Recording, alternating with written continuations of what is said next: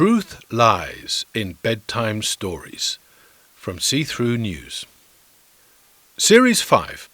A Classical Chinese Dirty Joke Told Thrice by SternWriter. Episode 1. First Time. Is this story even worth attempting to tell in a podcast?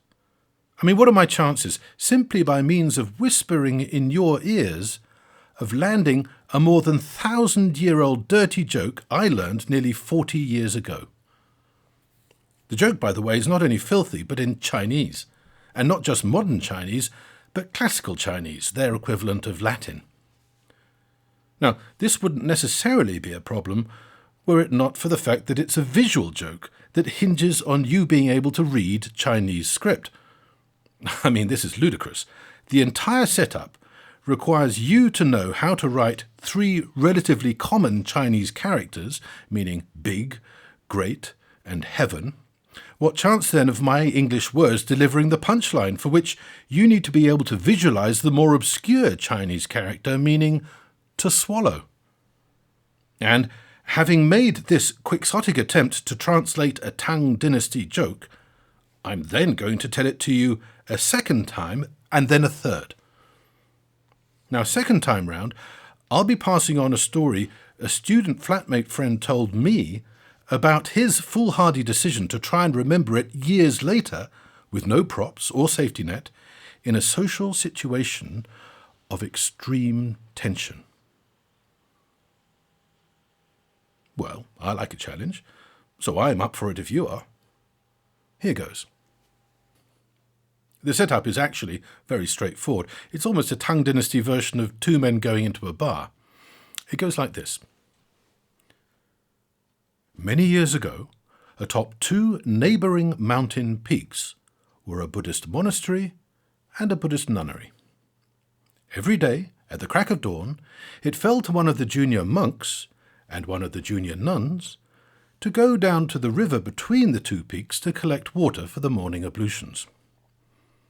The young monk and the young nun would hoist a split bamboo pole onto their shoulders, attach 2 empty pails, and then make their way down narrow mountain paths to the stream in the foothills to fill them. One day, the water collection chore falls to a particularly winsome young nun. As she approaches the fork at the bottom of the mountain where the paths from the monastery and nunnery meet, a particularly lusty young monk blocks her way. "I'm a sporting man," declares the lusty monk. "Rather than just simply having my way with you, I'll ask you a riddle. Answer it correctly, and you may continue unmolested. Get it wrong, and, well, I'll have my way with you."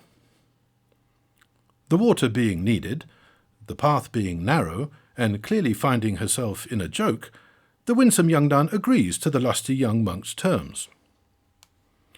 The monk faces the nun, spreads his feet wide, his arms wider, and asks, "What character am I?" The nun replies, without hesitation, "You're clearly Da." Now, I should explain here that the monk's pose resembles the common Chinese character Da, meaning big. It looks like a headless stick person with their feet planted wide and arms outstretched. "Ha!" cries the monk, delighted. "Wrong! I'm not Da. I'm Tai." Okay, pay close attention here. The Chinese character Tai, which means great, is identical to the character Da, meaning big, remember, with one critical addition. Between the spread legs is an extra downward stroke that looks, when you think about it in this context, not to put too fine a point on it, like a massive cock. Lusty monk starts to advance towards winsome nun, who says, "Wait, you claim to be a sporting man, so permit me a riddle in return. If you answer correctly, you may proceed, but if not, you must let me pass unmolested." The water being needed, the request being reasonable and clearly finding himself in a joke, Lusty Monk agrees. Winsome Nun removes the pails from the split bamboo pole. She then balances the pole on her head before adopting the same pose the monk had, legs apart, arms stretched wider. "What character am I?" she asks. The monk replies straight away, "You're Tian." Now, if at the top of the character for big, you add one extra horizontal stroke, it turns into the character Tian, meaning heaven. Lusty monk starts to advance, but Winsome Nun says, "No, I'm not Tian. I'm Tun." Now, if I were telling you this in Chinese and you had basic Chinese literacy, you would be cacking yourself with laughter, trust me. You see, if at the bottom of the character for heaven, which, remember, looks like someone balancing a pole on their head with their legs apart and arms outstretched, you add 3 strokes, a short downward one, a right-angled one, and another short one below, you make a little box. On its own, this little box is the character for mouth. If you add the character for mouth to the bottom of the character for heaven, which is what the nun now looks like, having balanced the bamboo pole on her head, remember, this addition forms a new character, the character Tun, meaning to swallow. Now this mouth, or box, between the spread legs suggests, in this context, not to put too fine a point on it, a massive vagina. Okay. Maybe you wouldn't be cacking yourself, but you must admit that as painfully explained jokes go, this one has more legs than most. At the very least, you might be able to imagine what a thrill it was for an undergraduate Chinese major to stumble across this 1,000-year-old dirty joke. To put it in context for me, I just spent years being overawed by the exquisite poetry of the Tang Dynasty poets like Li Bai, Du Fu, and Bai Juyi. The more layers of untranslatable genius were revealed to me, the more I felt I was barely scratching the surface of these literary demigods.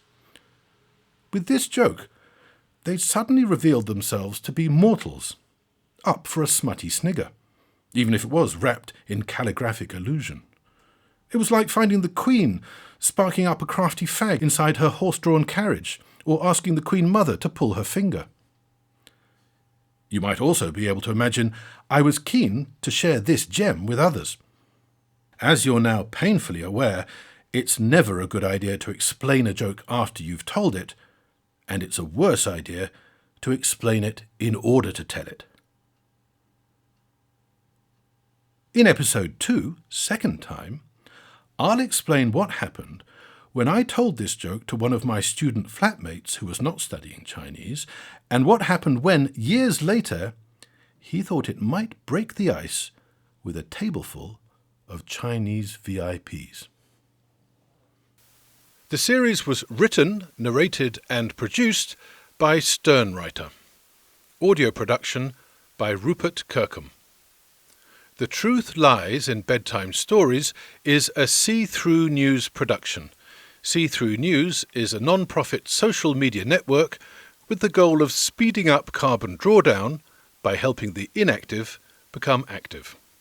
For more, visit seethroughnews.org. Thank you for listening.